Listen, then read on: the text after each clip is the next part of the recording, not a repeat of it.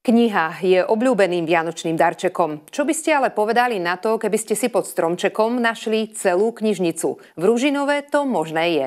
Každý z nás si už pod stromčekom niekedy našiel knihu. Kedy si naposledy dostal knihu? Skoro vždy, napríklad naposledy som dostal pred 2 rokmi.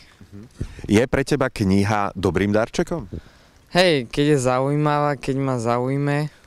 Každé Vianoce si dávame knihy. Stále dostávam knihy ako dareček a samo si ich kupujem. Venovať niekomu celú knižnicu už vedia nielen tí majetní. Ružinovská knižnica sa ako darček pod stromček sama ponúka. Nie fyzicky, ale formou darčekovej poukážky, ktorá po celý rok umožní jej majiteľovi využívať všetky jej služby. Je to inak veľmi skvelá vec, pretože jednou darčekovou poukážkou vlastne venujete svojmu blízkemu celú knižnicu, ktorej nie sú len teda knihy a kopec príbehov a rôznych zážitkov v tých knihách, ale aj spoločenské hry, audioknihy a ešte aj e-knihy. Vianočný poukaz môžete zakúpiť v ktorejkoľvek pobočke Ružinovskej knižnice. Prídete za našou pani knihovničkou, každá jedna je z nich milá, ochotná.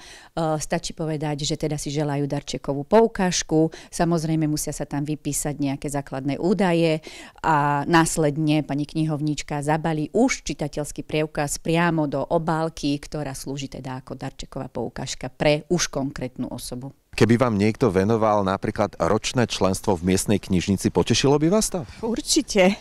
A netreba venovať, ja mám.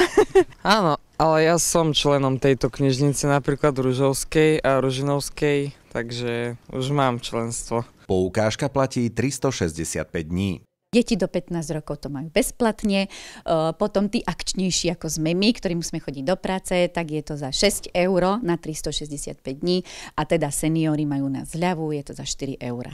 Pre TVR Jaro Kurpel.